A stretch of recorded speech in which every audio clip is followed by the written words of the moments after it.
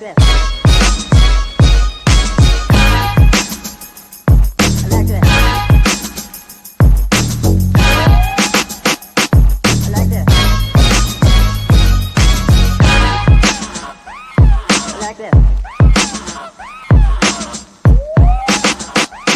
I like this.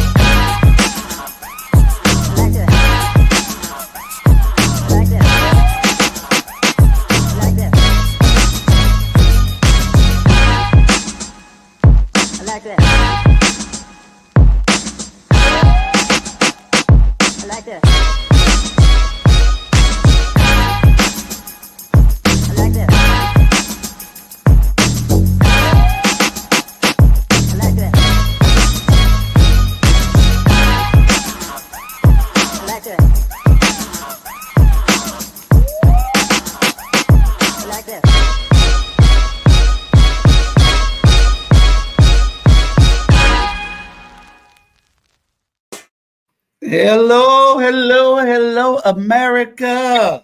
What's going on? Ain't nothing. What's up, my people? What's going on? It's been a minute. We ain't seen y'all in what, 2 months? Feels like that. About 3 weeks. 3 weeks. Y'all ladies, y'all want to do what y'all want to do, but it's okay. Yeah, y'all run the show. Me and you did the last show, right, Bernard? Yeah, until you criticize me. Hey, I tuned on to Bernard and he was just sitting there, and I was handling something because the station was down, and so I had to try to put the station back up because of a internet problem, and so when I tuned in to Bernard was just sitting there. I'm saying, dude, you've been doing this for 5-6 years now. You don't know this ad lib, do it. Yeah, he threw me off. He threw me off because us, we got to be prepared. So when he threw me off, I'm like, and then once I caught on and I did what I had to do, then he get upset because I was just doing too much. I was like, damn. You know how he is. Oh yeah. Then he went to doing too much. You're right. He went I was doing too much. Sandra, you look beautiful. Thank you. You have a special soiree you're going to today after this night.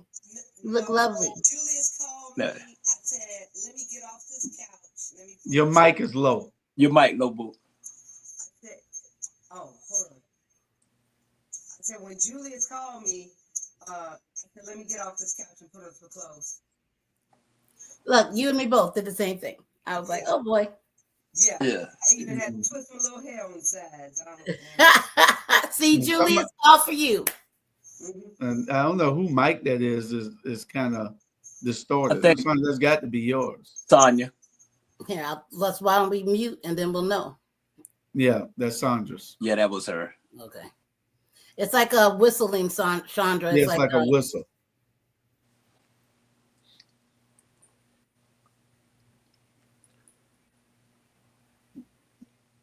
Turn it back on. Is it still there? Yeah, it's a whistle. Maybe bring your volume down. There's nothing covering where your mic is, right? No. Okay. Hold on, let me turn the volume down.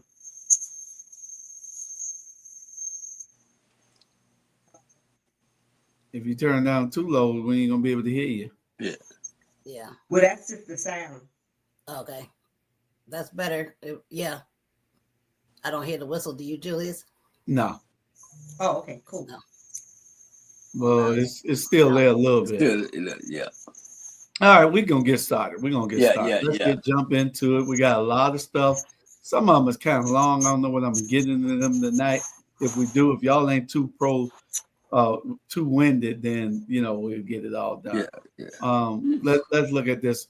I want to know whether I know Sandra would probably want to do it, but I know damn well I'm not. Here you go. I'ma just say it right now. Count me out. When you think these motherfuckers couldn't have one up, they always do. So these motherfuckers then built the world's longest undersea highway tunnel. And not only that, but it's motherfucking see-through. I don't know what motherfucker came up with this concept, but it does not look safe. You see motherfucking hammerheads and sharks and all different type of shit swimming right over your head. It only took China 4 years to build this motherfucker. This motherfucking tunnel stretches 6 miles long and is 33 feet wide. But not to mention that, it features 6 lanes going both directions. What the fuck? But this motherfucking tunnel has stunned engineers worldwide, saying that this motherfucker was impossible to build. Not to mention this motherfucker could stand a 8 magnitude earthquake. But they also say this motherfucker could withstand a 16 magnitude typhoon. All I'm gonna say is you ain't gonna catch me on this motherfucker. Again, count me out. Damn. I wanted to count how many times you said the MF word. I know it. Yeah, I mean, he sounded like Bernie Mac for just no did. reason. For no reason. Yeah. Yeah. Yeah. You know what I like? Count me in. I know you was gonna go on it. Yeah, then I'm gonna have to go to SeaWorld or no other world. Just go through that every day. On my way to work. Do you know how wonderful that would be for your endorphins? Yeah. I'm not doing it. Bernard. Man, the only one I went to when I went to Virginia Beach, and they had to go on. That's the only one That's it. That one right there. Nah, sir. 6 miles. Now that's too long. Nelly. I know people who can't cross the Talmadge Bridge. You understand what I'm saying? I don't know what they're trying to do because I can see people having a straight emotional breakdown in the tunnel. I'm more worried about the human factor because they're going to get there and see sharks over them or get overwhelmed and then forget how to drive a car. And then you're going to have an accident and then we're going to be stuck. So it's like, that's the thing I'm concerned about. Accidents in the tunnel. And then I know they say it could survive a typhoon this big and a hurricane and all that stuff, but they haven't had one that big. So how they really know? Suppose a car going 30 miles an hour, clip another car and the car goes to spinning and hit it. Right. Right. Man, or one of those truck tankers carrying gasoline get hit. You got a full 6 mile explosion in a tube. Yeah. Or a fire. Right. Fire melting it. Right. Hell no. Count me out. I'll fly over it. Let me get the flying car. They got those now too. Oh, here's your new diet right here, Sandra. What will happen to your body if you eat watermelon for 30 consecutive days over the course of a month? Watermelon is one of the most powerful fruits on planet Earth. And today I'm going to tell you why. I'm going to mention some important points that we should all know. Watch to the end and prepare to receive an incredible gift. A 60-year-old doctor who taught me what you should know. Firstly, it solves the problem of fatty liver. So anyone with a fatty liver should drink watermelon juice for 15 to 20 days. You'll feel a total difference in fat burning. After 15 days of drinking watermelon juice every day, you'll notice that your toilet bowl will turn yellow because it's melting fat. Watermelon's second point is indisputable. It helps with 3 diseases: varicose veins, high blood pressure, and poor blood circulation. Did you know that? a wonderful fruit with great health benefits. Before we go any further, tell me, do you usually buy watermelon for your home? Watermelon is very popular with overweight people because it allows them to lose a lot of weight. The golden point of watermelon is that it eliminates uric acid. Those who go to the gym and eat a lot of protein should pay attention to this point. Those who go to the gym and eat protein every day have to train perfectly to break down muscle fibers. Because if the muscle is not broken down, there is no muscle building and the proteins ingested are not used. This results in a serious uric acid problem. Are all rheumatisms caused by uric acid? Most of them, if not all. So does watermelon stop the action of uric acid? Uric acid is generated by excess protein. Excess protein generates purine, and excess purine generates uric acid. Uric acid triggers many diseases, especially arthritis and osteoarthritis. So break it down, and the most interesting thing is that it passes through and cleans the kidney filters. It's one of the best kidney remedies in the world. I could mention it all year round, because there's so much, so I'll just mention a few, so you can see the power of this remedy for cirrhosis of the liver, hepatitis, gallstones, colitis, fever, urinary inflammation, internal hemorrhoids, lack of appetite, rheumatism, gout, arthritis, liver failure, cirrhosis of the liver, difficult menstruation. In any case, the subject is very broad. But doctor, how do you use watermelon correctly and effectively? Now take a pen and paper and write down this super powerful watermelon seed tea for your body. Unfortunately, people tend to throw their seeds away for lack of knowledge. Are you one of them? If so, this will no longer be the case. First, remove all the seeds from the watermelon or buy them separately in health food stores. Then, boil the water. Simply add the crushed seeds to the hot water and boil for 5 minutes. Turn off the heat and wait 1 hour to consume the contents. It can be stored in a glass jar with a lid in the fridge and should be consumed at room temperature. 1 glass a day is enough to get all these benefits. Do not add sugar. This seed is often thrown away, but it can help us a lot. It protects the heart and maintains blood pressure levels. Seeds are fantastic for protecting against heart disease. Take it throughout the day for 30 days as a natural watermelon seed treatment to lose weight and reduce fatty liver. Now I'm going to teach you about uric acid. You will replace 1 meal a day with watermelon. I suggest having it for breakfast, but if you can't, you can have it in the afternoon. Eat 1 or 2 slices of watermelon very slowly for 30 days. You'll see surprising results. Do you accept the 30-day watermelon challenge? Now, I'm going to order me a watermelon truck. If it's that simple, I mean, you know, and then, you know, Bernard, I don't know whether you know that, but they say that's what Viagra is made of, watermelon seeds. Yeah. Somebody told me they say watermelon is good. Watermelon got a lot of, you know. Yeah. That's what they say. Watermelon, you can go all night long, just eat the seeds. That's what I heard. Who the hell gonna eat some seeds? Now you gonna have Natalie crushing seeds up, putting it up, man. Dinner. Yeah, crushing it up. You know, say, dog, this tastes kind of grindy, gritty. Sandra, you gonna go on the diet with us? Man, I've lost so much weight, but well, that ain't for just weight. It's for getting your pressure right and everything too. Now, yeah, I do that. Okay. No. Well, I plan on doing it. So you know, I was looking for that video, Jules, the last one with that Chinese man last week that we showed. I didn't see.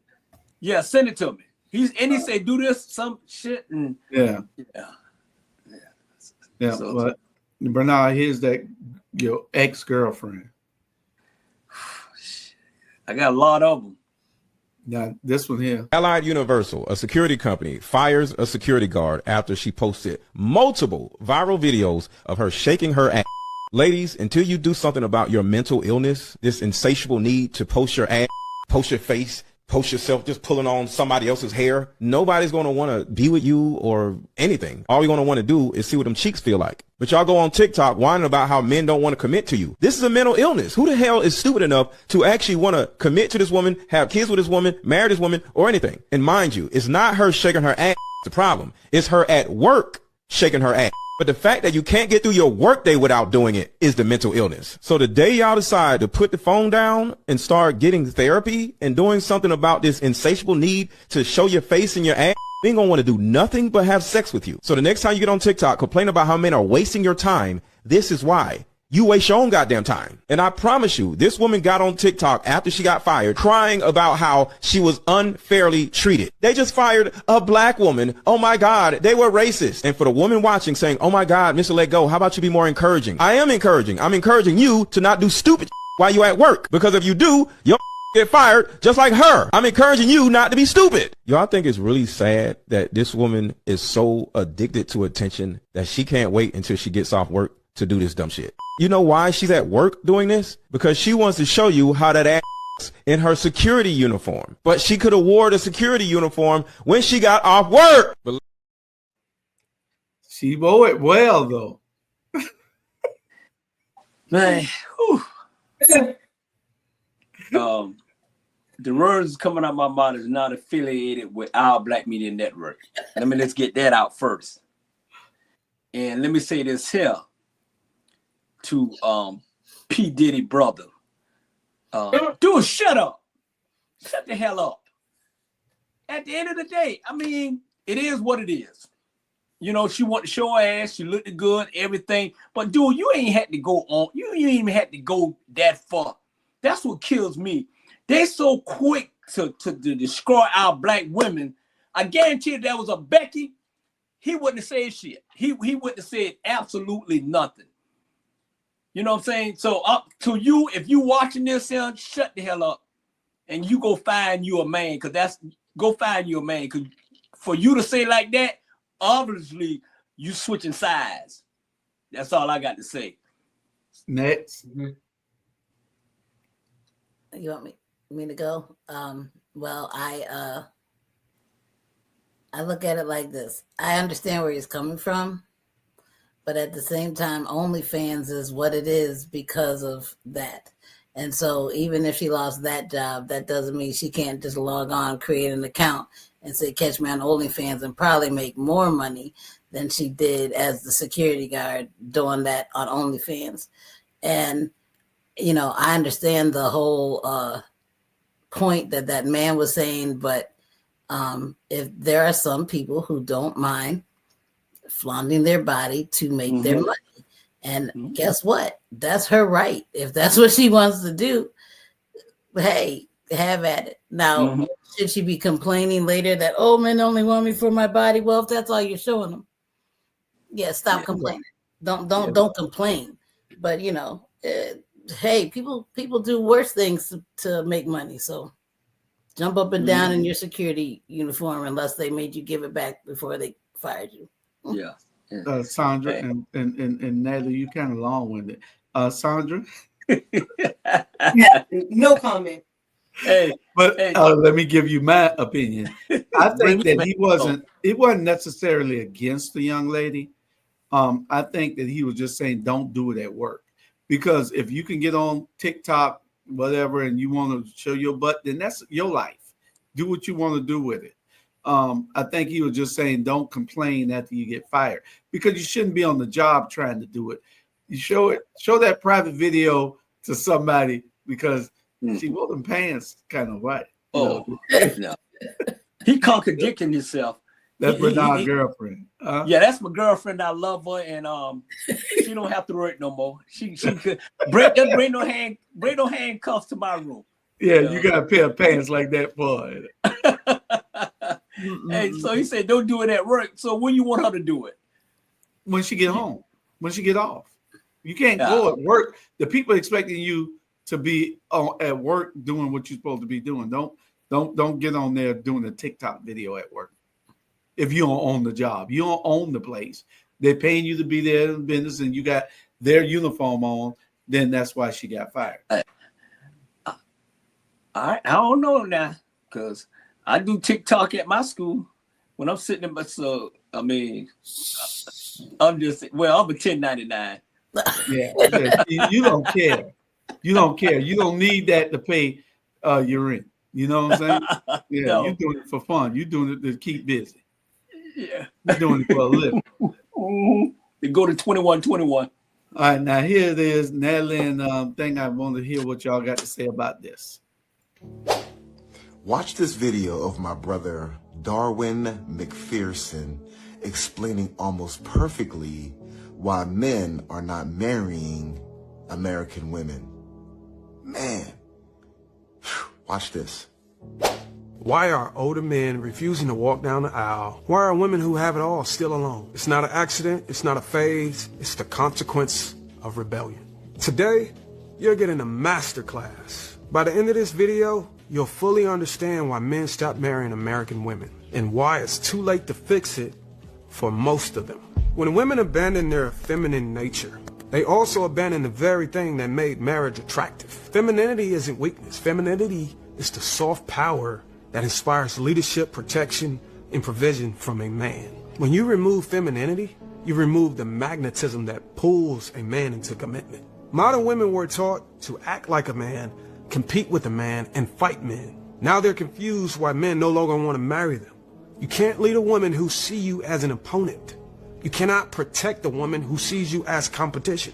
When a woman's spirit becomes combative, a man's instinct to cover her dies. Men aren't avoiding marriage because they fear commitment. They're avoiding marriage because they refuse to fight their own wives every day inside their own homes. Submission is no longer seen as an act of love. It's seen as a conditional trade deal.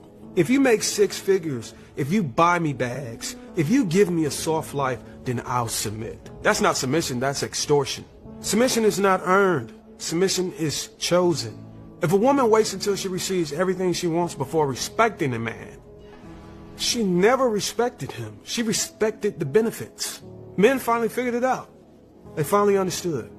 A woman who needs to be bridled into loyalty will betray you when the gifts stop flowing. You can't have the benefits of marriage without the responsibilities. But that's exactly what modern women are trying to do. They want the ring, the wedding, the Instagram pictures, the honeymoon. But what they don't want is the submission, the service, the sacrifice, the loyalty. You cannot have a strong marriage when one side thinks it's optional to obey God's order. You can't build a home when one partner is committed and the other is entitled. Marriage is not a subscription service. You don't cancel because you're temporarily unhappy. American women destroyed marriage by trying to turn it into a me-first lifestyle. And men?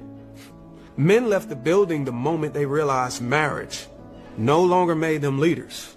It made them sponsors. American culture no longer honors wives. It honors rebellion. Music, media, influencers, all telling women be rebellious, be independent, be boss babes, be sexual. Boy, he nailed it on your can't hear you. Mic going out. Your mic went out. Say something. Can't hear you. And you had something to say, just did. I know. She started rolling that head and everything. I was like, oh, Lord. Ooh. Well, her sidekick ready. Her sidekick go out ready. And come back in. Yeah. Yeah. Yeah, probably do that. Yeah. Okay. So yeah, that may help her. Go out and come back in. I can come back in. Natalie will go while you're doing that. Yeah. Okay. That is 101,000% bullshit. I am so tired of this completely clueless Negro narrative. First of all, let's start at the root of the cause, okay? Because why did women have to go out and fight for jobs and fight for work and fight to take care of the household, fight to pay their bills? Because the Negro who they was with didn't do what they were supposed to do. So let's understand that, first of all. Second of all, he didn't say black women. Well, he was black, so I'm addressing his. He said black. women. He said American. He didn't say okay. American women. Period. American women have had to fill a role that was not originally a role for us to fill. And then all of a sudden, when you finally want to get yourself together and want to claim you want to be married, then all of a sudden we're supposed to drop everything we're doing it because you're first of all, those men, many American men are clueless as to what marriage really should be, a healthy marriage, because the word doesn't just say a woman submits to a man. The word says a woman submits to her husband and her husband submits to the wife. So please understand that this is a dual thing. Everybody wants to pick one half of the damn sentence and don't finish it. Understand that submission is not chosen. Submission is not requested. Submission is given when a woman feels safe, a woman feels respected, a woman feels appreciated, and a woman feels love. It don't got nothing to do with gifts. It don't have nothing to do with cars, houses, mortgage payments, being flued out. None of that. It don't have nothing. You could be broke. Perhaps you need to find who he is and then tell him all those things, because you make a valid point. But if the man that you have isn't giving you that, then you shouldn't be with that man anyway. But those are the men. Those are the men who are saying he is. Those are the men who go to that brother and say, "You're right," and they're but he makes some valid points in there, Natalie, that you're not trying to be a sponsor no more. You're not letting the American women not letting the men lead anymore. They're trying to lead the man. Okay, but no, let's be real. Let me just say this. If let's be real about it, because we see stuff on TV, all that stuff that's promoted in the media. I ain't never had nobody come and pay my bills. I ain't never had nobody offer to pay my bills, and nor have I asked anybody to pay my bills. So understand that the stuff he's talking about is sensationalized in the media, but that's not real life. Because how many women do you go out there and see every day that are with some man who don't do nothing? He a no good somebody, and he ain't doing the things he's supposed to do. But yet that woman's supposed to be extra submissive to that person. So miss me with all that. That's you in rare form tonight. Go ahead. Carrying on to what she just said. We do not mind. I mean, any woman that is a God-fearing woman, there's a lot of women that's not, but any woman that loves a man, we don't mind if he leaves. But you can't selectively lead. We don't need you to be a selective leader. We need you to lead in all things. You can't want to lead in, well, I'm going to tell you what I need. But when it comes down to creating our budget for the year, you can't do that. And you don't know how much we need to save. And all these things, that's what comes with leadership. And for too long, we have had to do, the single women like myself have had to do it on our own. And we would gladly give up our position for a man that is willing to take on actual leadership. Do you think that I want to be a boss on my job, a boss at the house, a boss everywhere, and have a man just sitting up there reaping the benefits of my bosshood? No. That's gonna say, hey baby, I got it. Don't worry about it. I got it. Even if he is making less than me, he can be a boss. He can be a leader. But too many times they drop out because they feel intimidated. It's not something that we've said to them. It's their own minds that say, oh, if I don't look a certain way, if I don't earn a certain amount for this woman, we selected you. We knew what the hell you had in your pockets when we selected you. So what the hell? I'm gonna put that one on the shelf so that we can discuss it later. Bernard, go ahead. We're gonna go back to that one night when we ain't got a whole lot, and we're gonna discuss this a little further because it needs to be broken down. Because the man made some valid points. No, he didn't. He wasn't talking about y'all. He might not have been talking about y'all, but you got a lot of women out there want to lead us, Bernard, and we not trying to be led. We're trying to be the leader. And then when you put your foot down, then they want to kick you. You know, they want to run out and then and go somewhere else. But I'm gonna be the man of my house, and you ain't gonna be the man too. Go ahead, Bernard. I'm sorry. Yeah. I don't know.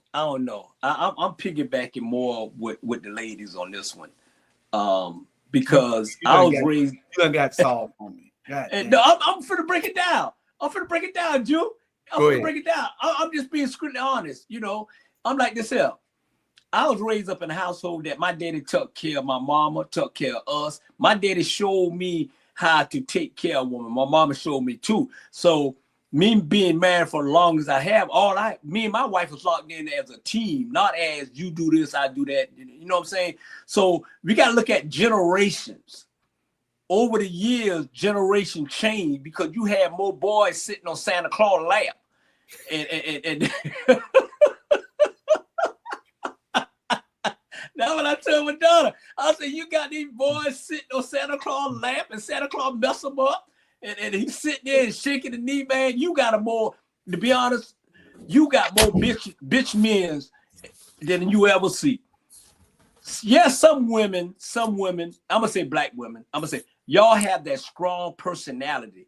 It's like this, I ain't going to ask you number one time. If I got to ask you 2 times, I don't need you. And that's just what it is. But these young generation, these girls, I'm telling you right now, Juju, they don't need us.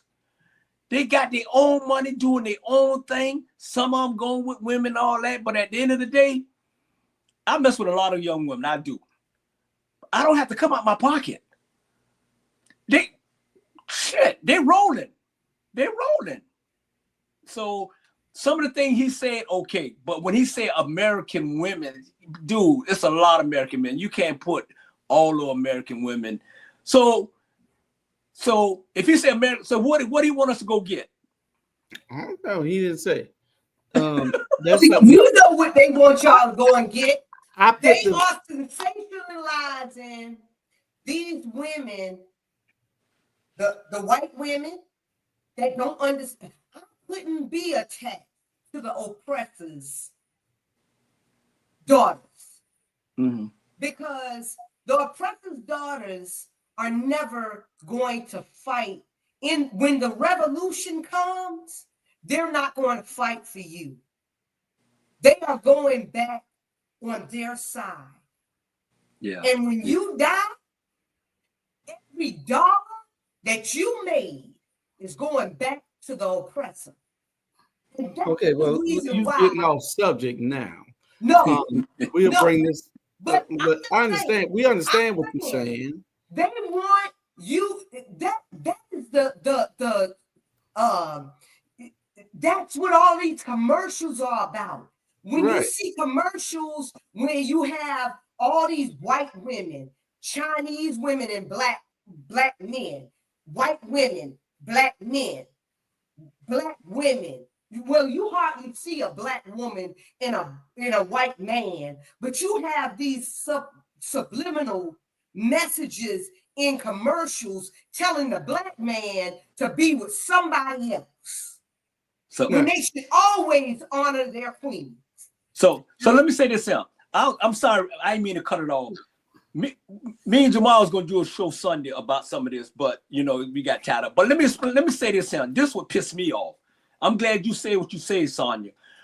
Why is it so much a problem for us black men if we decide to go out our damn race and get other women? It's a damn World War III when it comes to us, but it's okay for the white man and the Chinese man to get a black woman or get a white woman. Nobody say shit. So why y'all always getting on us when we step out? And some of the reason why some of the black men step out is not because of Becky. It's because with them, you got a girlfriend with a wife. With some black women, you got a mama and continue to mama. I don't need no damn thought mama. You just said you didn't agree with the guy. That's what the guy was just saying. I didn't agree with some of them, but at the end of the day, I'm telling you what I agree with. It's like this here. I don't need no mama. I don't need no damn mama. And I always tell my wife, look here. I ain't married you. I ain't married my mama. I married you. Stop trying to tell me what the hell to do. Annie Mae, eat the cake, Annie Mae. Shit. It seems like this is a whole show here. When you had that show. Let me just say this real quick, Julius. I understand exactly what y'all are saying, but I want to add this point because this is where that validity comes from. It's something that Bernard said. He said he watched his mama and daddy. I had my parents are together to this day. I watched my mama and daddy. So when you're talking about with daddy issues, and there's a whole lot more black women out there who grew up without a father and without a man and without that example and set in front of them. And there's a lot of black men out there who didn't have their father, who they had no example of what was the right way to carry themselves. So then what happens? Then society forms their thinking. Society says, oh, I got to be flued out. Then all of those stupid shows, those boss baddies and all them stupid shows influence their mind like, oh, this is what's right and this is what's supposed to be. So when you're wondering why you see a disparity in the races and like white folks act like this more and then black folks act like this, well, there's more white nuclear families together. And to Bernard's question is the communities as a whole, whether it's Asian, Mexican, white, always flourish if they have husband, wife, and children as the unit. And so the more black men who don't marry black women, we don't have that. So our community will never flourish. So don't get me started on that. Okay. Well, we put that up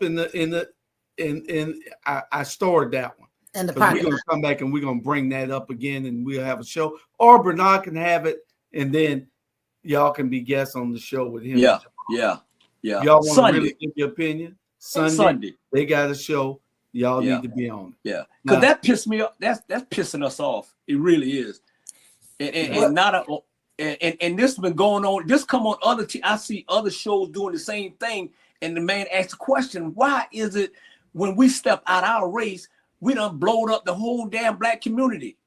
But when Becky, when the white man get one of y'all, our sisters. And there ain't no damn problem with that. Because that's we're not gonna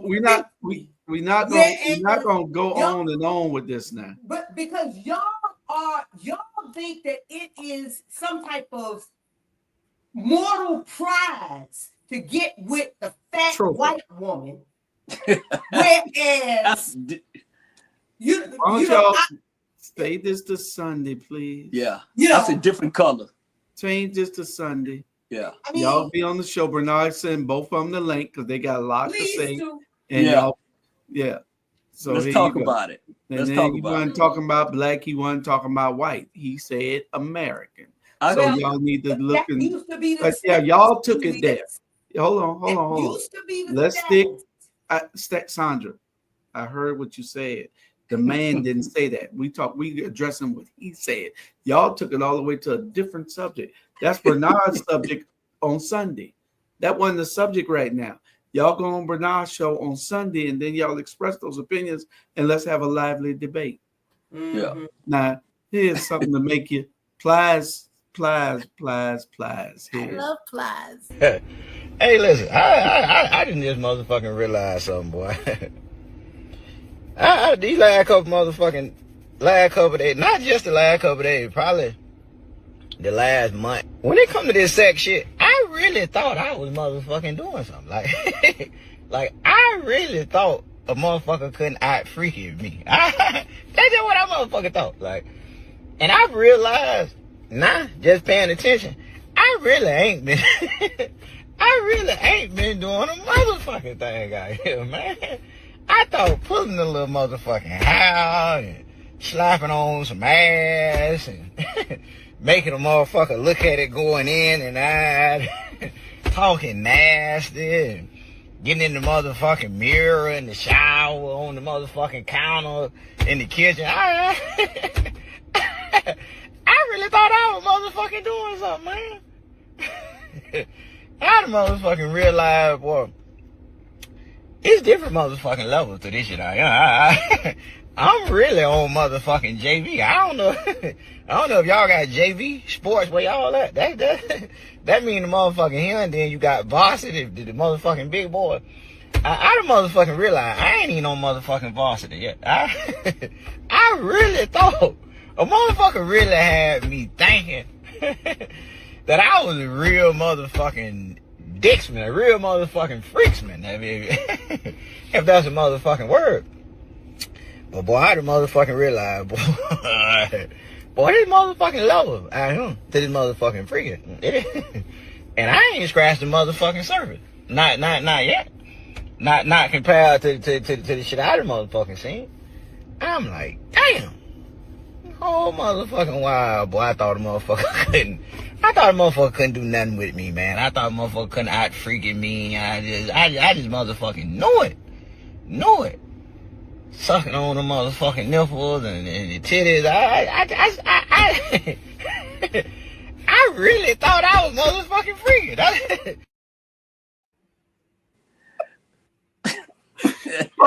That made everybody say, what? Y'all do that? What the man? You done took it to a new level. Who want to get that freaky? It always been.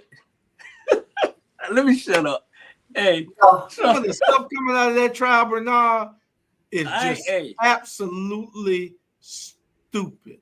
Yeah, ain't surprising me, man. I'm telling you. Let me say this.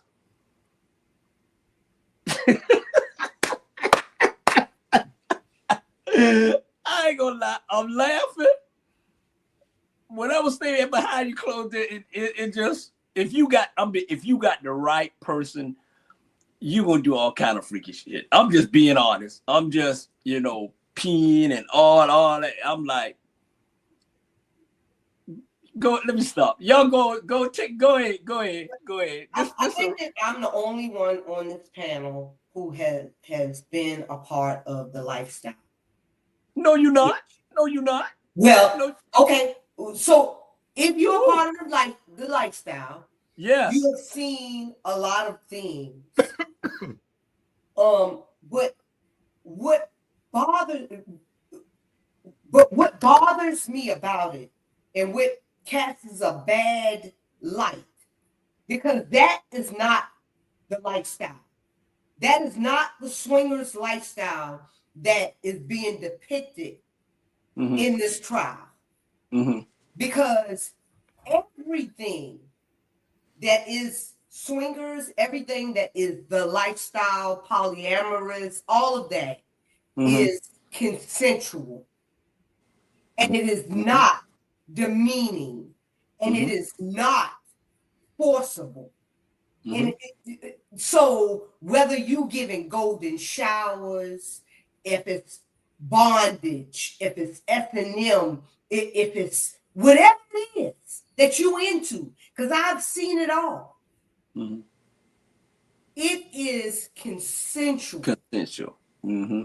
And what this has not been, when you get a 19-year-old girl and you dangle, you put her in a situation where you're videotaping her, which we never do. We never do that.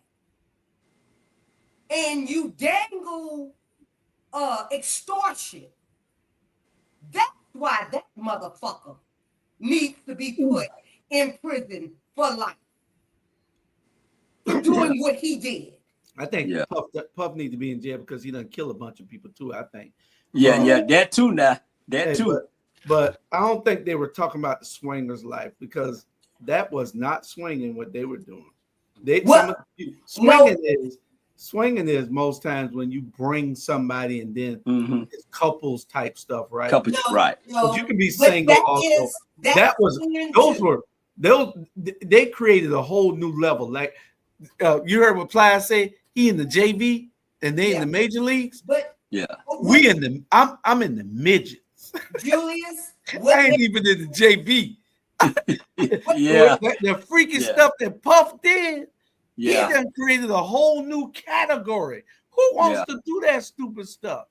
Julius, what they were doing would be considered swinging. You know, we don't have to pay anybody to come into our circles. Why he had to pay people to come into his circle is because of the status, his status. Right, and that's what I'm saying. He wanted to keep things anonymous. Right, that wasn't swinging what Puffy was doing. That was freak offs. No, totally different. No, what he was doing was sex trafficking. What Same he thing. was doing, sex trafficking. Freak offs is not against the law. Sex trafficking is. Sex trafficking is what he was doing. Legal terms, sex trafficking is the act of exploiting a person, particularly for commercial sex. That's what he did to Cassie and several other people, almost every person. And why all the people around Puff died? Because he killed them. Yeah, because he killed them. Porter and all of them. Everybody around Puff died. And those are the things that they should have been looking into. They should be investigating. I don't feel sorry for him one bit, but I think he might be getting. They're going to have to bring up some new charges while they're doing this, because Puff might get him one sympathetic juror. But Puff was evil, and he thought that he was bigger. Ice Cube said it all. Y'all listen to Ice Cube testimony. Ice Cube said it all. But also remember how calculated it was. Cassie was 19. 19. This little girl was 19 trying to be a superstar and got sucked in. And a lot of people are talking stuff like I heard some comedians, Ali Sadiq and Gary Owen, matter of fact, and they disappointed me completely because they were talking about Cassie as if this is something she wanted to do. Well, they say she was evil too now. They say her ex-boyfriend say she's evil. You got some evil 19-year-olds out there. You got some evil young women out there. No. At 19, when she was 19, I don't care what age. Let me finish. No. At 19, she wanted to be a star. At 19, she got in. And if you listen to the song that Puffy, Sean Diddy, whatever Combs had her sing, it literally will tell you, the words in that song will tell you what he was getting ready to do to that young girl. And so after you're abused and after you realize you are in a situation that you cannot get out of, let me tell you something. Victims of abuse, people have, and I worked in this for years, people have this idea that a victim of abuse has to be, most of them are hard to deal with women. Most of those are women who have a chip on their shoulder. Most of them are people who will cuss you out really quick, but that does not make them any less a victim. It is the way that they're manifesting and dealing with the abuse that they have endured. So I don't want to hear about her having an attitude or being a hard person to deal with. None of that. She was 19.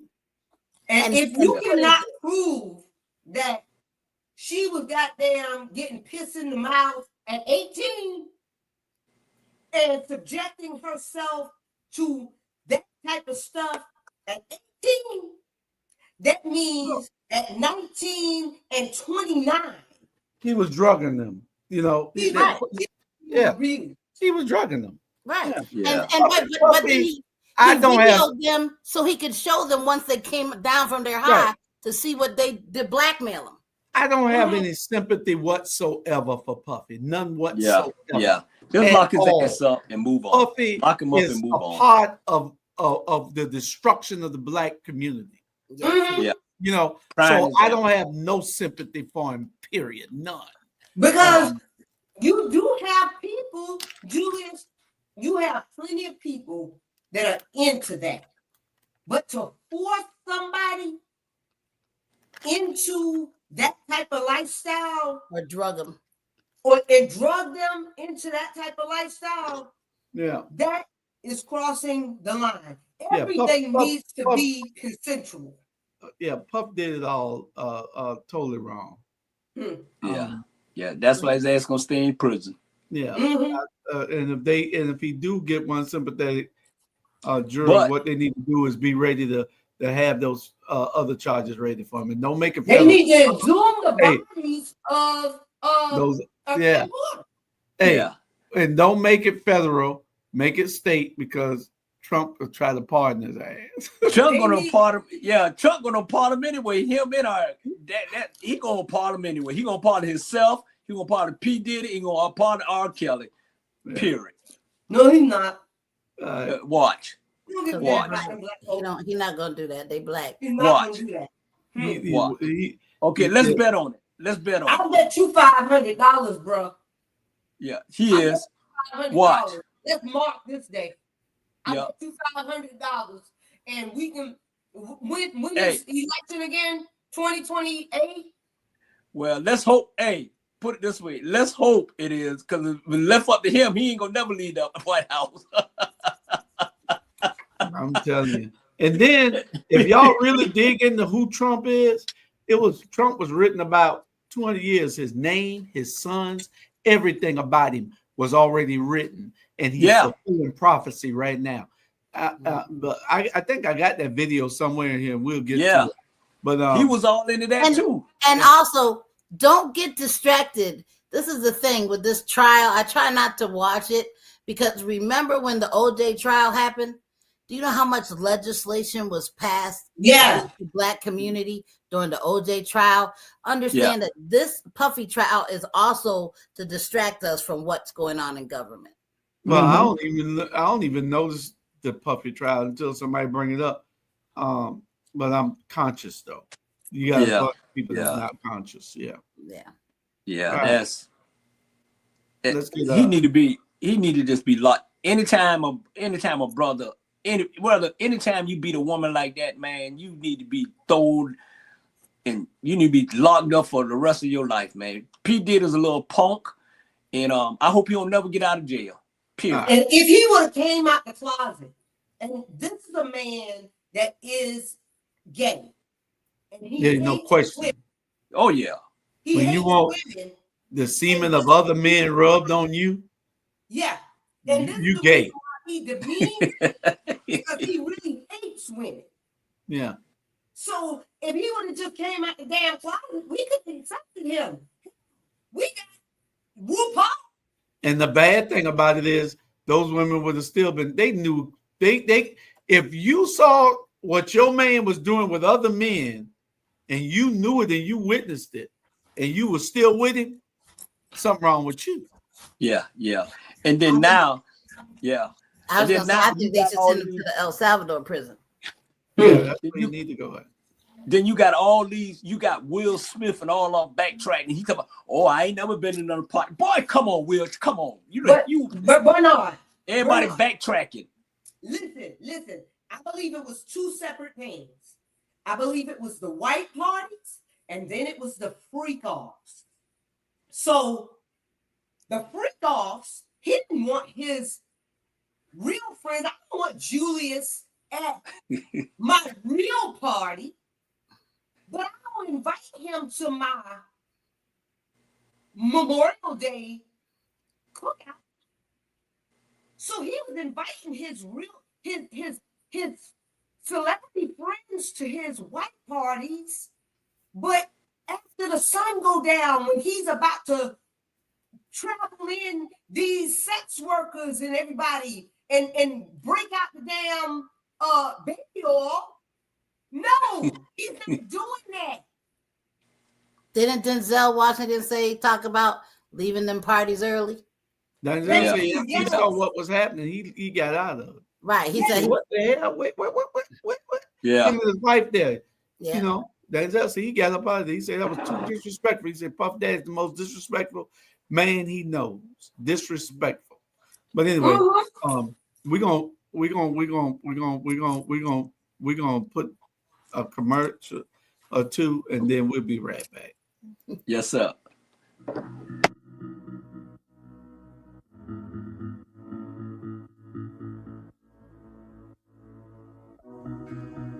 Savannah, are you looking for some of the best Southern soul food?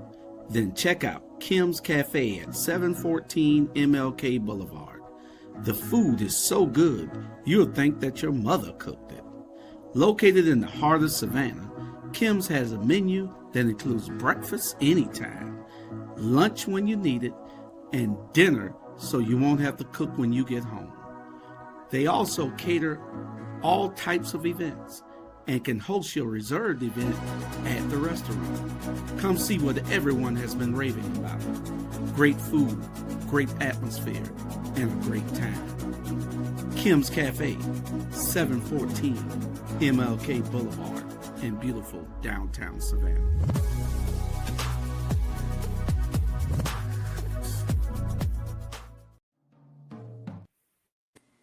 Hey, I had to go wash up. I had to go wash up after that. Y'all, I got an extra plug for Kim's. I came down to Savannah, and I'm telling y'all, Kim's Cafe is about the best soul food restaurant that has been in Savannah in a long time. And I've been over here for 6 years, and we got the Chinese folk and the Mexicans trying to cook soul food, and y'all know that this ain't working out over here in Houston. so you got the Chinese people cooking soul food. Yeah, they cooking soul food, child. But it's ridiculous. But Kim's, I cannot wait to come back over there because even they chicken fingers. Yeah. I'm telling you, the chicken fingers will make you bite your fingers. Yeah, those chicken fingers. Yeah. I had to eat one off my brother's plate, right? When we was having lunch that day, that thing was good as hell. I said, yeah. I said, I can get these chicken fingers from now. Yeah. They got the best food in the world. Mm-hmm. Man, they got some good food. That means what? That means what? That means you ain't getting no more of my money for no chicken fingers. Hell no. Okay, here's that black father's myth thing again. The absent black father, a lie, was born, sold, and still profits, from chains to character. You heard the black stereotype.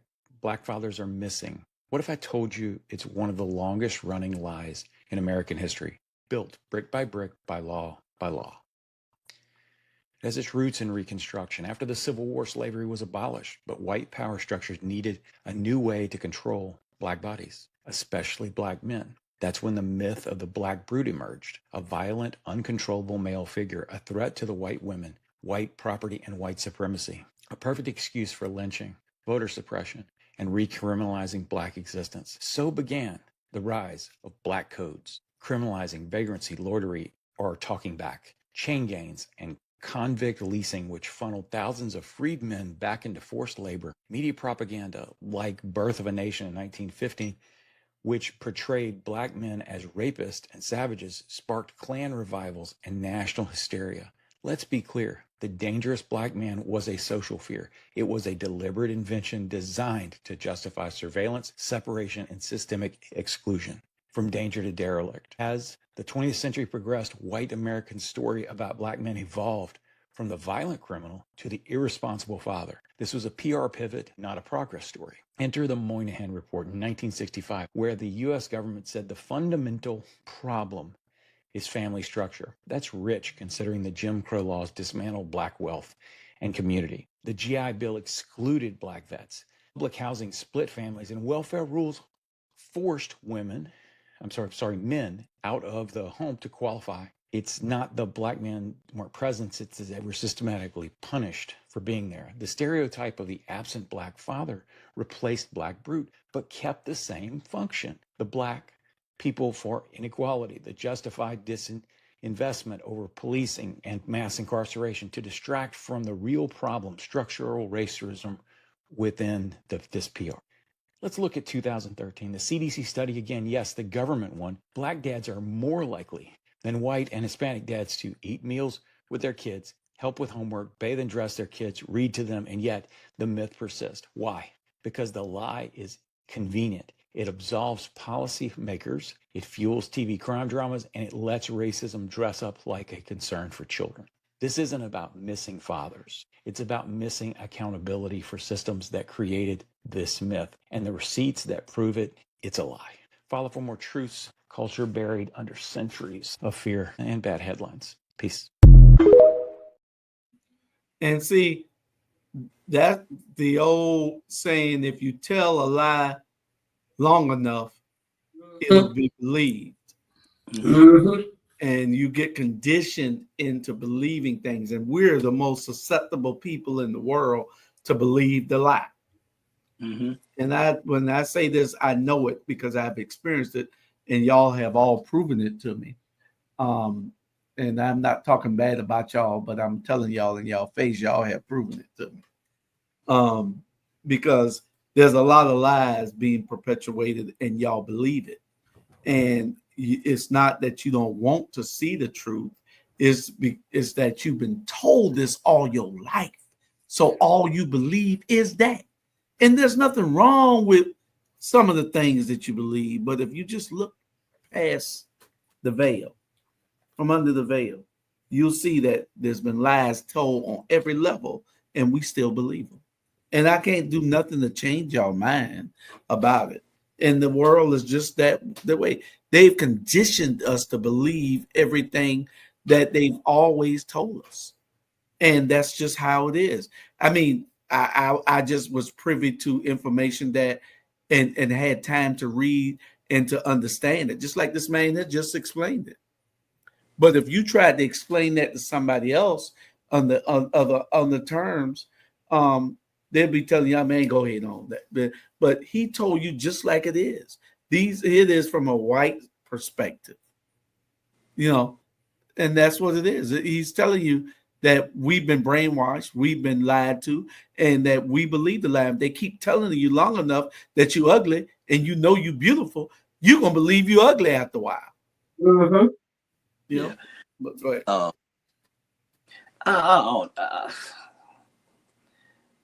don't know. I raised up a different breed.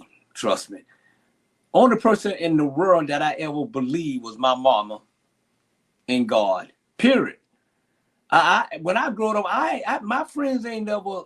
I always see my friends' daddy and mama in the house. I've never seen growing up. I've never seen one of my friends' daddy or mama not there. Either the daddy's working and the mama is beating our ass and cooking and all that.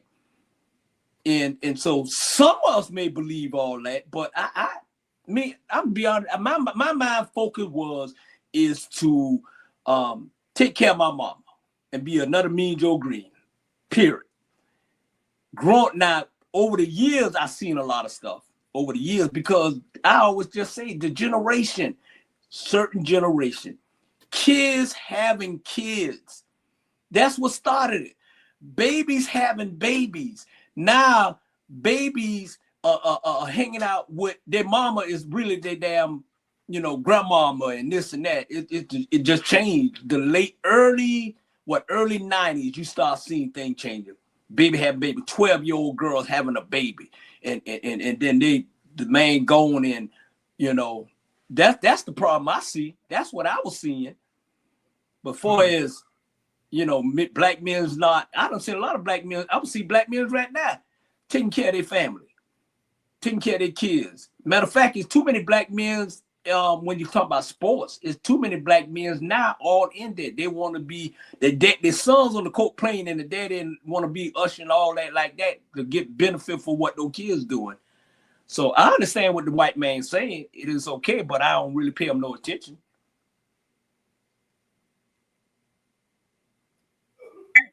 Go ahead. Me? Anybody? I think that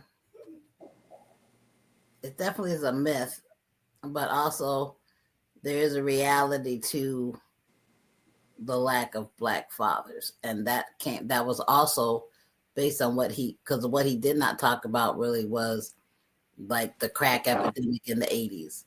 The things that caused the crack epidemic took out the black family so well through addiction and through employment, basically. So if it didn't destroy the black family by making someone in the family addicted to that drug and destroying the family, it took away oftentimes the male of the family who was selling that drug and removed him from the family. So I don't think our community like black men don't look to run from their responsibilities. It's just that the way this country is set up, it's set up that they have many different ways to snatch you out of your family. Sonia. Yeah, I believe that it has been a systematic process to exclude the male from the family and then penalize them for not being there. And I believe that more black males participate in their children's lives than white males when possible. But if you're if you are arresting our males at increased rates, you know, for non-violent offenses, and then giving them longer sentences, you know exactly what you're doing. You know, because if this person went in when their child was 1 and they come out when their child is 18, they missed it. And that's exactly what you intended. Because you knew how important they were to their family and to their children. And just that one generational miss, that gap, can impact generations. That's right. Yeah. And that's the key. Generation. And the 2000 generation, then you're gonna have 2030 generation. Each generation is different. Yeah. But I see more. I see more black men with their family than I see white men, Chinese men, Mexican. I see them. I be around them. You know what I'm saying? So everybody's generation is totally different. You know. Matter of fact, with the Mexican, not only that, you see the whole village. They busting up in vans, about 20 of them getting out there. You know what I'm saying? So yeah. And I see black women all the time risk their benefits, risk their housing because the man is still with them. My mom never bought into that. Right. What's on paper is what the government needs to see so we can get what we need, but that don't mean he ain't in the house. Okay, well, I put that one up there too, because y'all getting long-winded than that. I put that one up there also, so we're gonna discuss that one again also. Do y'all know anything about this? What is supposed to be some black Mexican beef going on? Instead of this motherfucking 100 Mexicans versus 100 blacks, who will win? How about we do this? 100 Mexicans and 100 blacks. Open up some businesses together. Bet you won't share this one. We do that, it's over. It's over. Money comes in, hate goes away. Mike Will out. He make a lot of sense. I'm down with it. But the thing is to get us to understand that we are more powerful together with what we can do than apart. And we don't have that where we're in a position to be we're in a position to do it. We just don't have the fortitude to say, okay, let's get together and do this. Yeah, I'm in one or two groups that we can't get everybody to meet at the same time. We can't get everybody to say, okay, come on, let's put this money together and build. We've been conditioned so long to stall. We've been conditioned so long to say, I don't trust that person. We've been conditioned so long to look at things involving money in a negative connotation instead of saying, okay, let me take this money and see what I can make out of it. See, because we're always thinking about right now and ourselves. And there were no safeguards put in place back then when people were starting these groups and one person would run off with the money. There was no safeguards. Now there are safeguards. You got 4 or 5 people. That's why they came up with the thing where you got to have 2 signatures on the bank account so one person can't run off with the money. If the bank let them one signature get away, then the bank is got to replace that money. But it's just it's time. It's time right now for us to do that. Yeah. I don't know. I see more Mexican and black men would interact more than any black man interact with the white man. You know what I'm saying? Because who doing all the work? I mean, who doing labor that nobody want to do? The Mexican. You know what I'm saying? I'm just keeping it real. What name me one race that's scared of both of them. Fear both of them. Mm-hmm. I'm gonna leave it like that. But it depends on where you are in this country, because I live in Texas, and the Mexicans, the Cubans, the Venezuelans, all of them come in wanting to assimilate and identify as white. And what they do is they become just as racial towards black people as white people have been historically towards us, thinking that it's going to get them some brownie points, with Caucasians. But Sandra, we tolerate that. Oh, okay. But this is the thing though, Julius, when you have, because Texas is more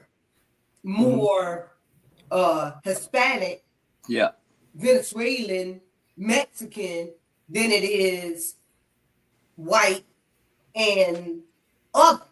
But Trump would clear them out for you though. But what is happening now is this new deportation thing is showing them now that if you would have stood with us, we would have stood with you.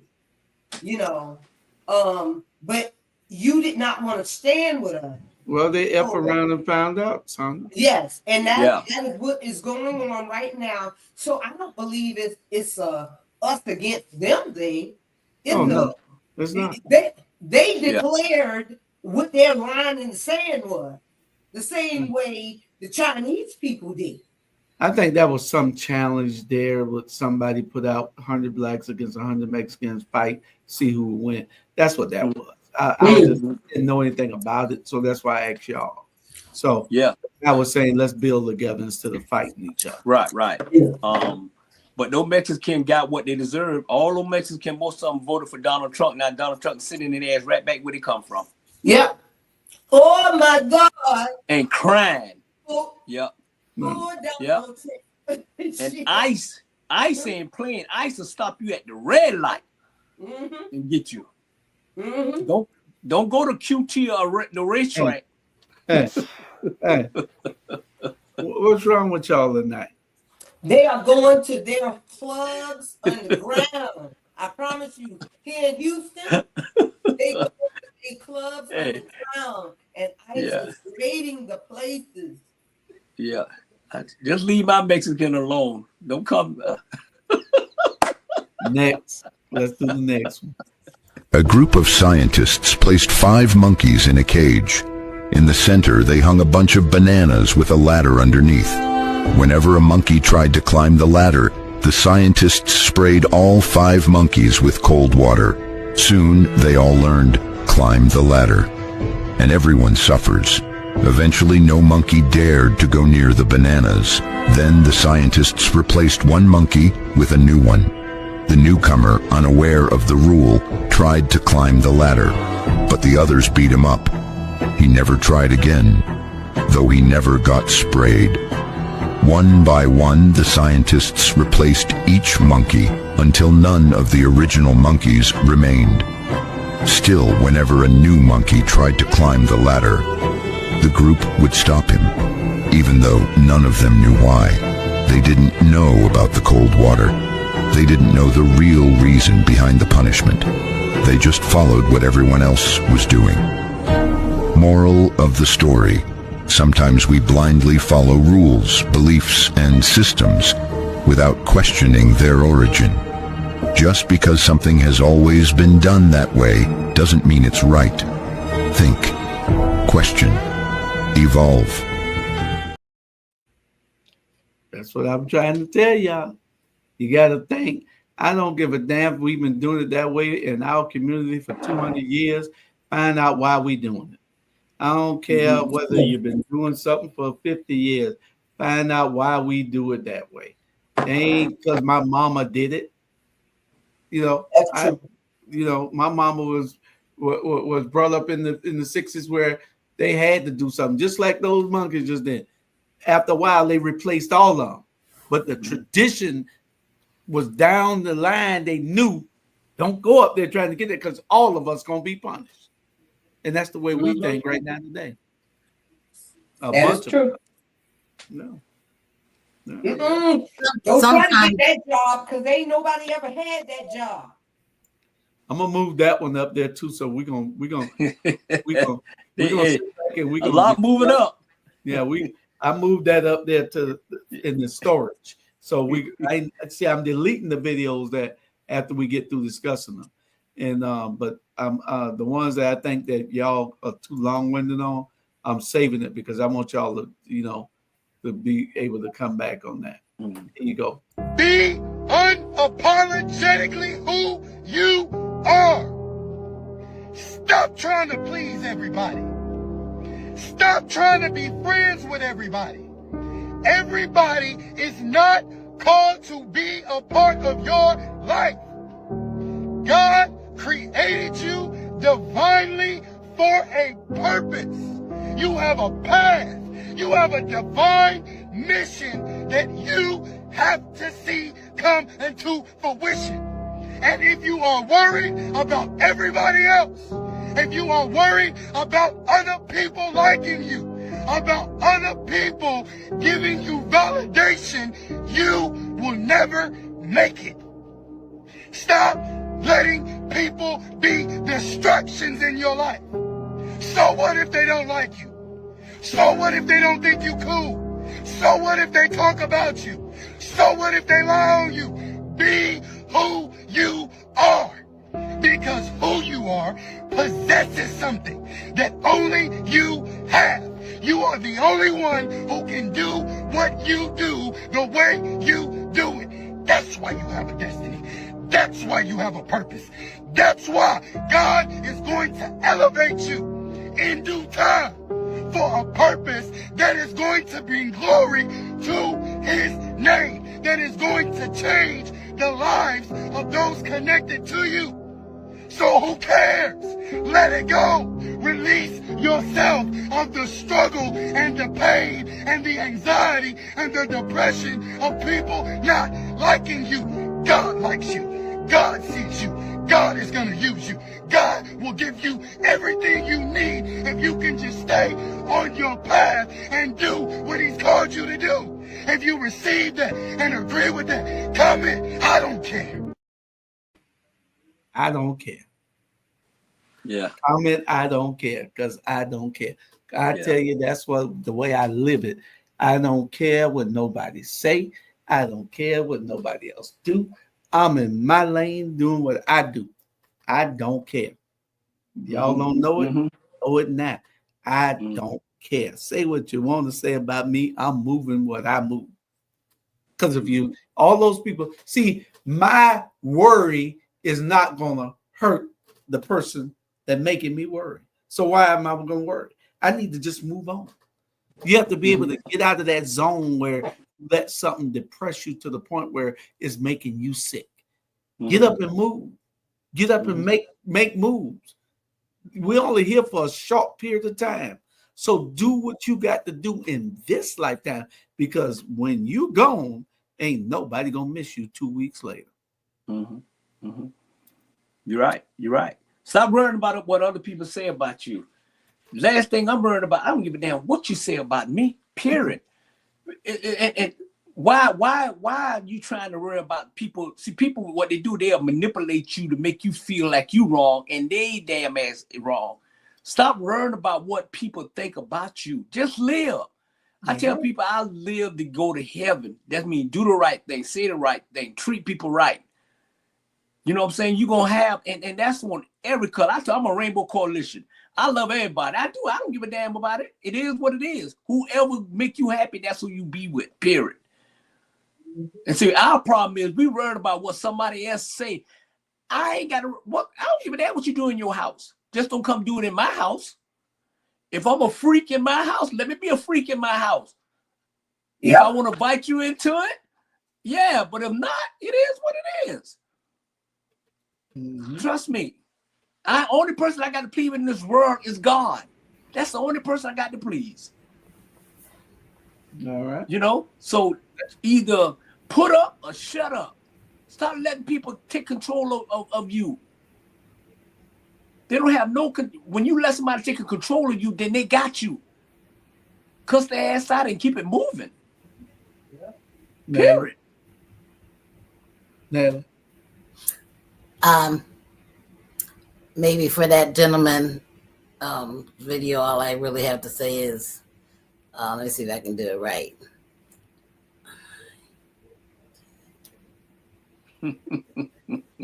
Since he thought we were all deaf, I heard him. He certainly was extremely, like, I didn't understand why he was screaming it, but you know, because sometimes if you're silent, I mean, if your delivery, you listen to all of it because he has so much passion. His delivery. If he was just there saying it, you might have turned away and did something else. But he was streaming it, and he understands that that's his method of making people look at it and make the message. I mean, it's a good message. You should be yourself. You should not. Right, and that's who he is. And so you want to change him, and you want him to change his. No, I don't want to change him.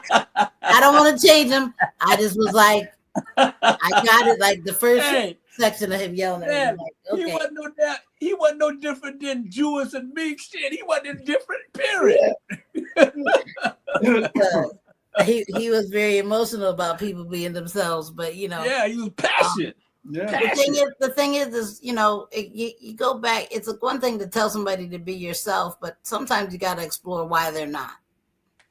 You know, and so I get it, but people aren't themselves. There are so many things that people are dealing with in this life that we don't know why they're how they are. Right. Yeah. Sandra, you good? You good? Natalie. Yeah. Natalie said something earlier, Drew, and when she said when we were talking about Cassie, and she was out talking about women being abused in a certain way. I'm glad you say what you said because I got a wake up call. So now I can handle that young lady different than what I'm handling, and I appreciate that. Yeah. All right. Said, I'm getting so tired of this woke world. What did you mean by that? We're losing our freedoms. We're giving it away this generation. You know, as Ronald Reagan said, we're just one generation away from losing our freedoms. And I see what's happening. Things have changed. You have a whole new generation of people coming up. They've been taught critical race theory. They've been taught a different version of what American history is all about, and getting this woke stuff in there. You know? What at Wow Wow World, or welcome to What the Fuckville is going on here today. I mean, what is sometimes when do people be listening to themselves? Do their brain have a conversation with their mouth before it come out? I be wondering about that. And then how do some of these interviewers keep a straight face? I laugh too easy. Are you freaking serious right now?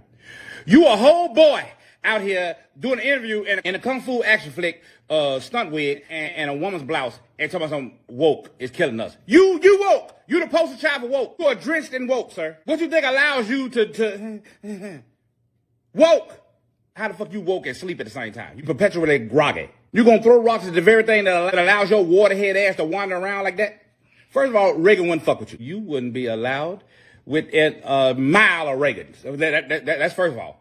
So stop quoting him. Always throwing rocks at critical race theory. Anything black that you think that might give black people a heads up or make people aware of black people's plight, you be one of the main ones talking shit about it. But what about critical gender theory? Is that okay? Evidently, apparently it is. I always talk about privilege and privilege and privilege. Let me tell you something. Let me tell you about some privilege. Let me tell you about white privilege. White privilege is motherfuckers, especially with white men. Let me tell you what you can do as a white man. And you can win a whole gold medal in a decathlon.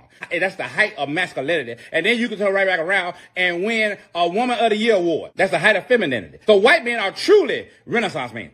Y'all do it all. A jack of all trades. In another interview, this goofy motherfucker talking about something, the year of woke. Let me tell you a year when shit was woke for real. 2015. 2015 was woker than a motherfucker. Let me tell you what happened in 2015. Your goof ass came out and said, guess what, y'all? I'm a woman. That's what you did. And won Woman of the Year award minus a vagina. That's like a kid showing up with a driver's permit and winning the goddamn Indy 500. That's what that was. And let me tell you what else happened in 2015. You unalived the person and didn't do a day in jail. Your goof ass was riding down Pacific Coast Highway, fucking around, and wasn't paying attention to adjusting yourself because you sat in drawers that rolled up your man ass and hit a lady and drove her into oncoming traffic, and a Hummer hit her and killed her, and you ain't do a day in jail. That's some privilege for your ass. Here's a thought. Maybe you should go sit the fuck down somewhere. Yep.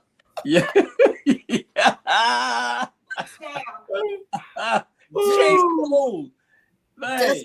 Just cause you gay, just cause you trans, don't mean you ain't racist. And see, but the thing is, they always want you to leave them alone. Yeah. Go leave them alone. And see, your privilege, that's what I don't understand. So you don't want us to be woke as far as you being a whole transgender, changing your shit person. But you want us to be asleep when it comes down to the things that impact us. But meanwhile, while they kicking all y'all asses out the military and stuff, I mean, have you spoken out on that yet, Jenna? I mean, have you spoken out on the fact that they beating y'all asses up in the streets and ain't nobody saying nothing and y'all being unalive and ain't nobody saying nothing? Ain't nobody passing no laws? Imagine this. Somebody to be awoke. Imagine this. Imagine you are a non-melanated man, married and surrounded by women who only love black men. All his daughters, except for one, all his daughters and his wife love black men. They love everything black. and you stuck there. That is all you hear from him, is the venom of being less than and not good enough. That's all that is. He can take his confused tail to El Salvador right there with P. Diddy. I could care less. I don't shed a tear. Then he can get all the D he wants. I think him and P. Diddy should go to the women's side. Then they really be mad. Yeah. Yeah. Take Tyler Perry with you too now. Yeah, he can but go. Anyway, yeah. Bruce. Go ahead. Bruce lost in the sauce, man. Bruce shut up, and he looked horrible. You know what I'm saying? And they already know what Bruce was. They used to find Bruce wearing Kim clothes and dressing, and he'll run in the back like a little girl and take it off. Bruce, shut up, Bruce, or whatever your name is. But you know what? But Bruce looks like the average aging, non-melanated woman. Yeah. We'll be right back. Need your garments cleaned with care and with a professional touch? Then bring them to One Price Cleaners in Garden City at the Old Farmers Market on Highway 80. Service you can count on.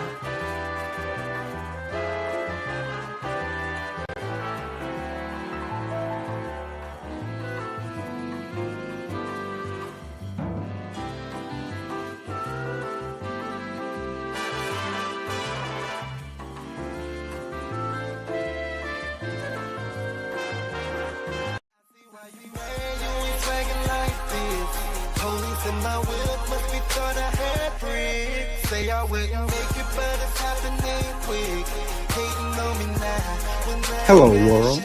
We're here, serving Savannah, Atlanta, Jacksonville, Brooklyn, Houston, Philadelphia, Los Angeles, and the world.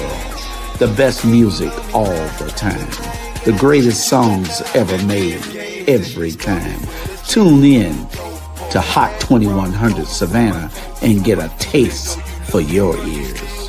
Hot 2100 Savannah, serving Savannah and the world.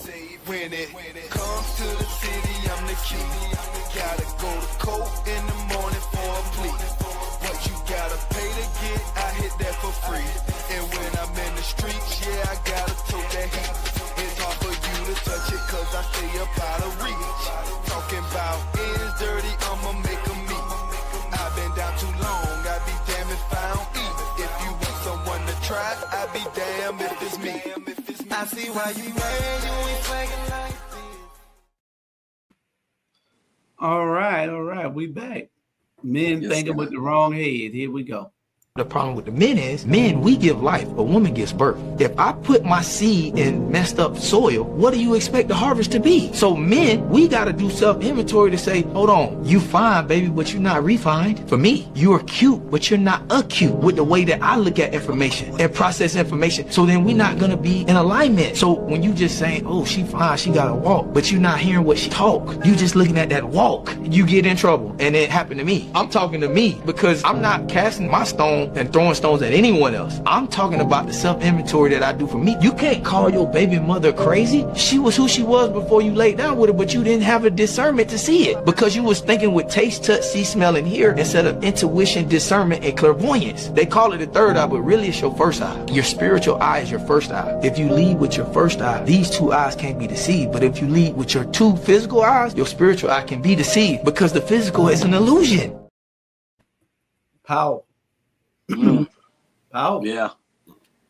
Powerful. Yes, sir. That's true. So true. And it goes both ways. Yeah. Well, I mean, he said it both ways. I mean, you know, take that seed.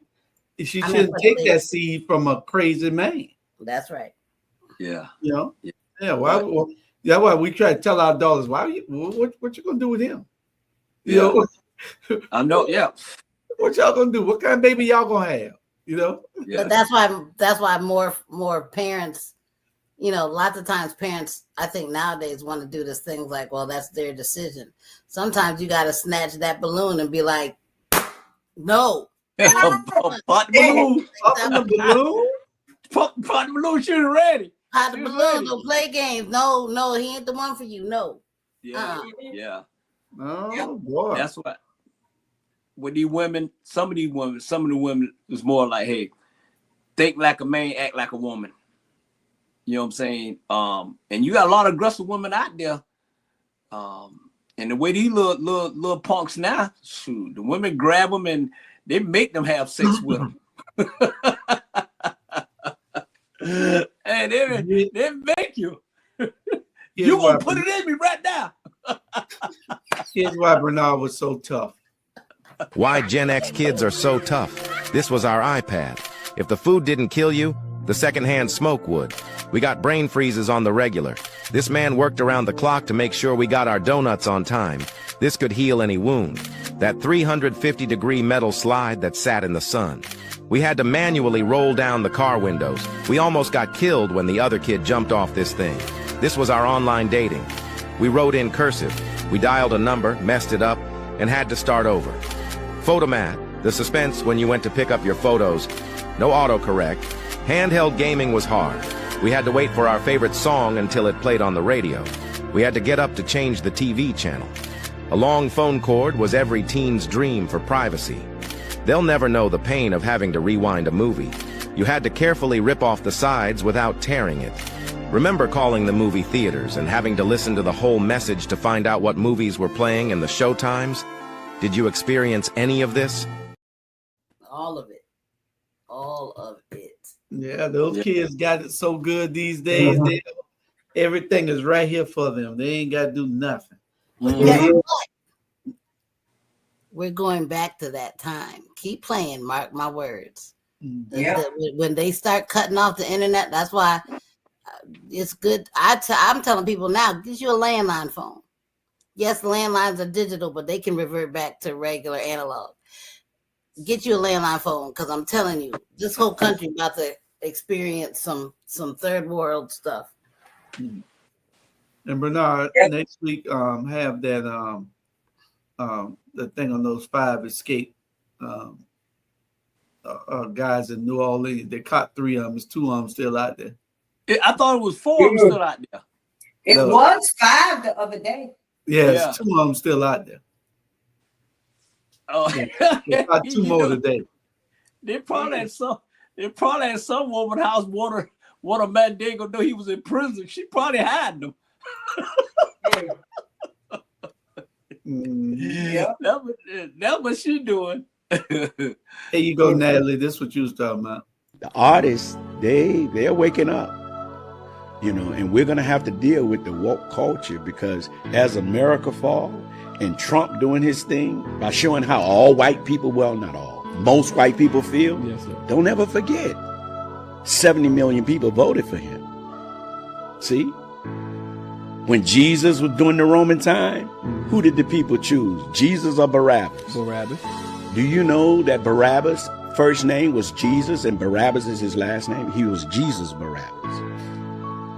Do you know what Barabbas was charged with? Sedition. He was charged with causing an uprising in Rome that got some Roman soldiers killed. What was Trump charged with? Insurrection. Insurrection. And getting some people Did some people get killed? So is that prophecy or history? Who is Trump? Is he the modern day Barabbas? Remember, the people say, they didn't want no Jesus. They didn't want no truth-telling Jesus. Give us a lying Barabbas. And that's what you got. And white supremacy among white power men. White men feel now emboldened because a white man is finally speaking for them. Trump thinks that he's the second calling of Jesus. The white evangelicals back Trump heavy. It's right there in scripture. That's who they want, brother.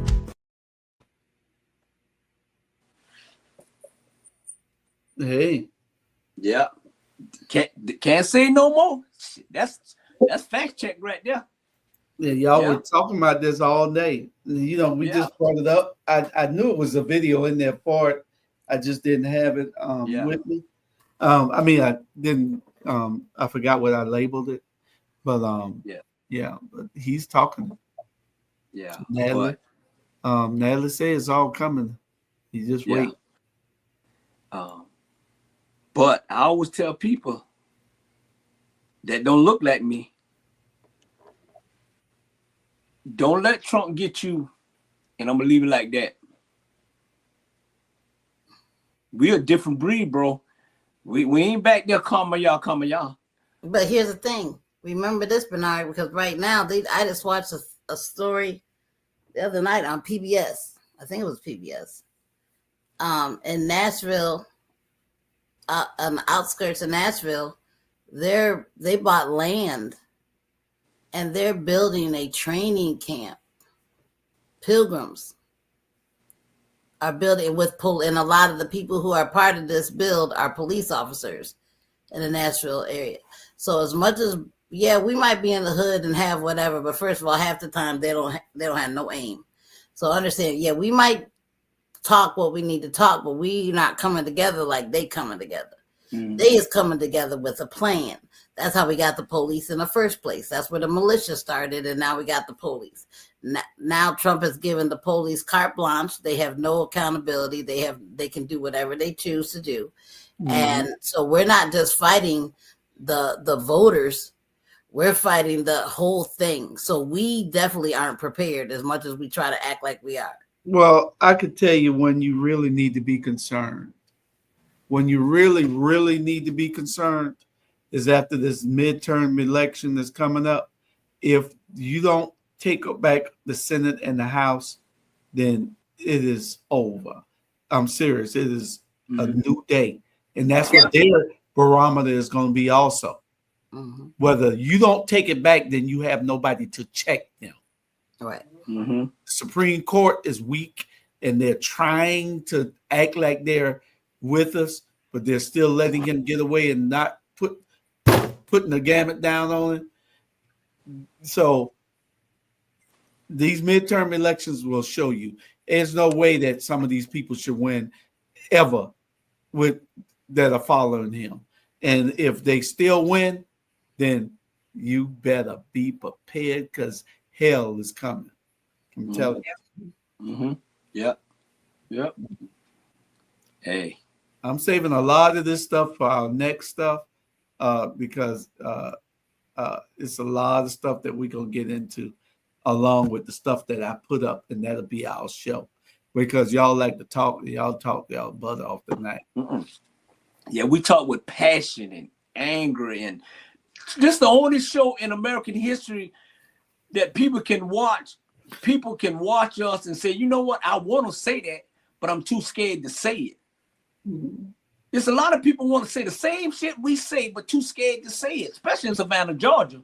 Well, if Trump don't take the internet before, like Natalie said, they ain't gonna have no choice but to get their news somewhere else.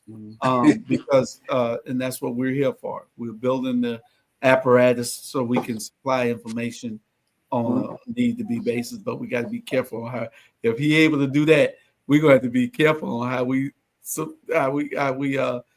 give that information, disseminate information, because next thing you know, they telling us that we Spanish. Go in the corner.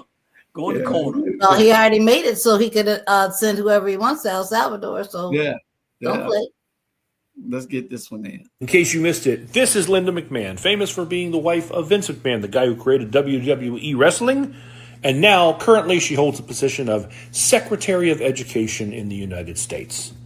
And she decided the other day to write a scathing letter to Harvard University, calling them out for all of their wokeness. She made accusations like they engaged in systemic patterns of violating federal law. She claimed that they ignored a Supreme Court ruling overturning its use of race-based affirmative action in admissions. She even criticized their curriculum, speaking about an introduction math course, calling it an embarrassing remedial math program. But it would seem the letter really just managed to embarrass her, and by association, the Trump administration. Because in escalating Trump's war with Harvard, Education Secretary Linda McMahon comes off as plain stupid. Why does she come off as stupid? Well, you see, when you are the Secretary of Education and you write a letter in the English language, and people can read that letter, and you're criticizing like curriculum and quality of education, someone might notice if you had a bunch of like, oh, I don't know, embarrassing grammatical errors. And to point out these errors, someone, articles like this claim it was Harvard, but we don't know that for sure, but someone decided to take a red pen and mark up her letter, college professor style. And like I said, the result is embarrassing. I mean, it's not like one or two. Like, remember that line about engaging in a systemic pattern? It pointed out that that was redundant. Like, you didn't need to put a systemic pattern, and systemic may not have even been the right word. I'm not sure she knows what systemic means. But you could have just said engaged in a pattern of, and that would have sufficed. Unless you're just trying to use big words and sound smart. But this is such a perfect visual representation of pretty much everyone in Trump's administration. Just a ton of underqualified, overconfident people who've been put in a position and are now loudly declaring things that make them sound really, really stupid. And that's true. A bunch of those guys say it's the most corrupt and irresponsible and unintellectual administration in the history of this country. And that's saying something. Yeah. How we got there? Damn, good question. Good question. People didn't vote. And people didn't go out, and a lot of people stayed home and didn't think it was their and then you had a bunch of blacks and Spanish people that crossed the line and thought that that the water was cola over there. Yeah. Sugar was sweeter. Yeah. And they want a black woman to be president, but that same black woman was telling y'all what this fool was gonna do, and look at it. He doing exactly what she said he was gonna do. He already put that come on. They don't want a black woman as president. They didn't want a black woman as librarian. They didn't want a black person, period, in any position of power. But this is, you understand the source. Sometimes you have to go back and look at the source. This woman is critiquing the third ranked school in the nation. And she graduated from what? East Carolina University, ranked 189. Have a seat, please. Please have a seat. Your degree is from the 189th ranked college in the country. And you want to sit there and talk about people at the number 3.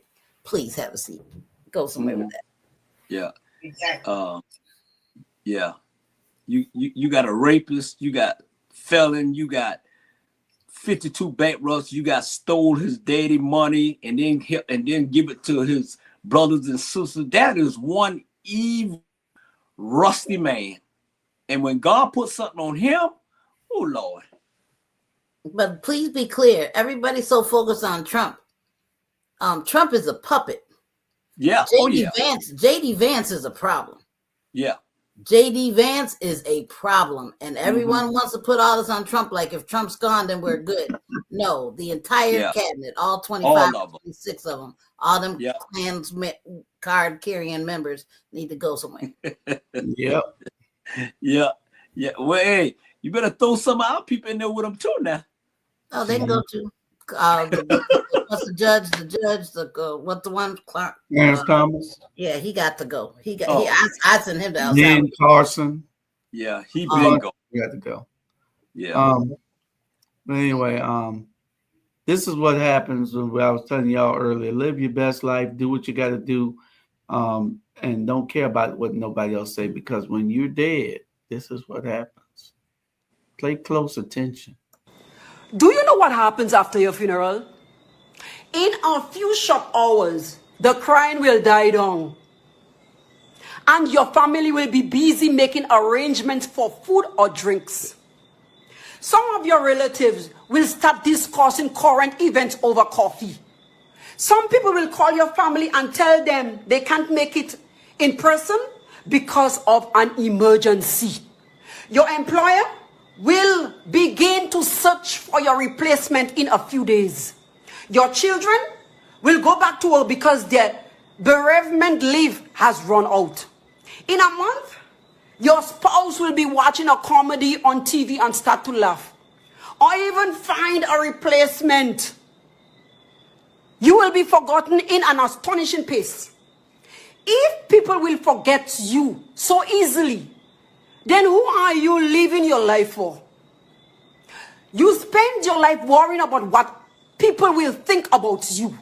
And the sad truth is, they don't. So live your life for you. Remember, life is too short to be lived for others' approval. Embrace yourself and make your own happiness a priority. That's right. Make your own happiness a priority. Don't worry about what nobody else think and don't care. Just do you. You can't get to the point where you're letting somebody else, you're going to drink poison and thinking it's going to kill somebody else. It's only going to hurt you. You got to be able to say, hey, let me snap out of this shit. I'm coming. I'm gone.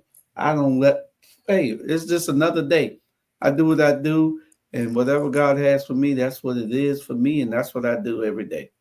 Every single day. I don't worry about it. I don't agree with that totally. Well, tell us why. I think that we have to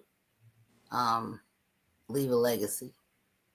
That's the problem with our community. We're doing this living for self instead of living to leave a legacy. I'm not caring about what she said about the funeral. I mean, that's not neither here nor there. But don't just live for you. Live for the legacy that you're going to leave behind. What are you leaving for your children? What are you going to leave for them to continue to build off of? You might not be able to get it all done, but, sometimes it might just be, like David and Solomon. You might leave the blueprints for Solomon to build the empire, but you got to leave the blueprints. You can't just live for yourself. That's not why you're here. Well, I don't think that's not exactly what that was saying, and that's not what I'm saying. You think I'm here doing what I do? I got here at 7:00 this morning. It's 10:00 right now. So I've been here 15 hours. Right. Building a legacy. Building a legacy. Correct. Right. I'm not doing it for me. Right. What can I take? I can't take it like Bernard said. He ain't never seen no a bank truck following the hearse. Yeah. Right. So what I do here for the last 15 hours. When I leave out of here, I'm going home. 15 hours. I've not left. I'm building. And so it ain't, but I'm living. I'm not worried about whatever everybody else thinks. I'm living, and whatever I'm doing, I'm trying to leave something, a legacy, like you said, for somebody else. Somebody else got to have it. I can't take it with me. Yeah. Yeah. Because I always tell people, I'm at an age right now, man. I'm living for my child, for her kids, and that's it. I mean, we almost over there than they are. I'll be 63 years old in a minute. 63, 28, big difference. I mean, yeah, we can get selfish at time. I mean, shit, because people take our kindness for weakness, and then God hit us in the head and said, okay, son, that's why I got you here. I mean, I know it look hard, but hey, you keep doing. Even people ain't gonna like it, but you just keep doing what you're doing. Keep doing it, son. Yeah. All right. Anybody else got anything on that particular thing about Sandra? You're the only one that didn't say anything.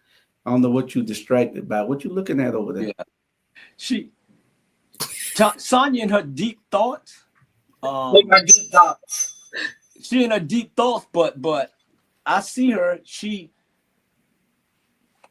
paying attention, and she clearing her head up too. I guarantee you, when she get off here, she go like, okay, you know what? I need to hear that shit. Yeah. Well, you said that we were talking too long, so I just recuse myself sometimes. See? No, I see you with your eyes cut over there looking at something. Oh, I have like 3 screens. So. Oh. Okay.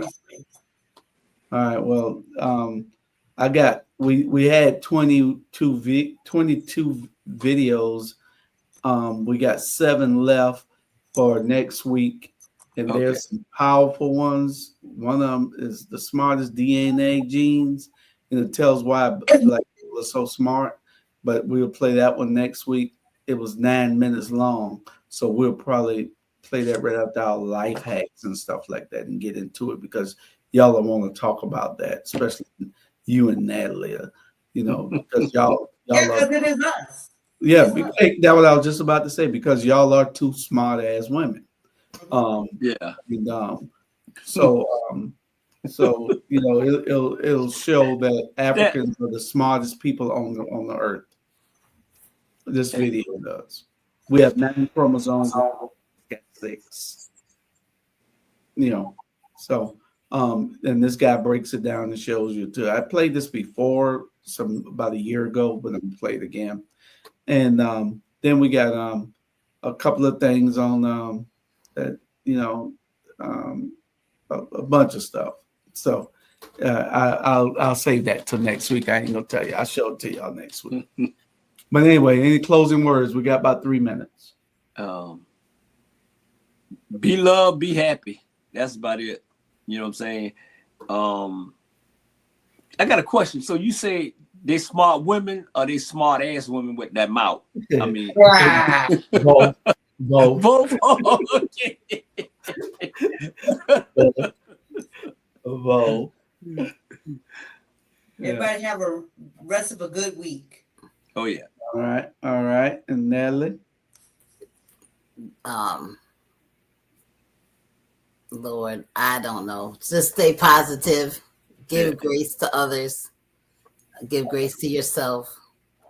And keep watching our Black media. That's correct. And I was about to piggyback on that.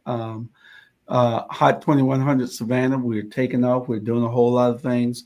We're almost finished with our build out of our new offices. And we got our grand opening on June the 14th. June the 14th. We'll invite everybody to come out. June the 14th is when we'll have our grand opening. And we'll be out here probably doing a cookout or something, and everybody come by and see the studio, and then go out and get something to eat and then KS. But y'all tune into the station, Hot 2100 Savannah. You can get it on your app. You can get it on Facebook. You can get it on any social media platform. We're on all social media platforms.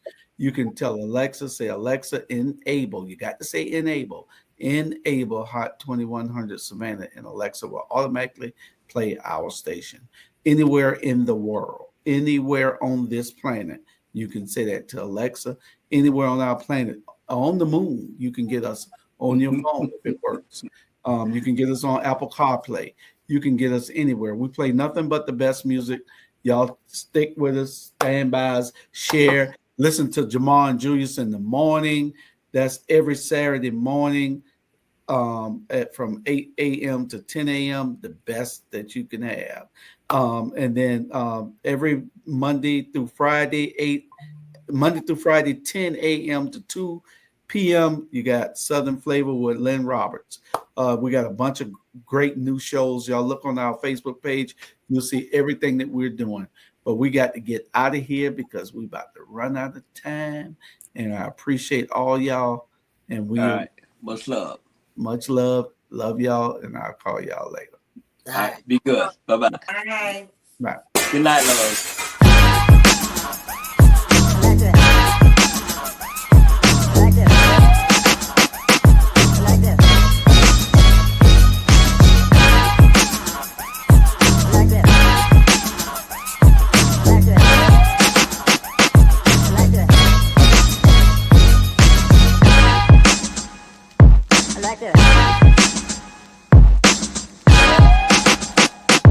Like this.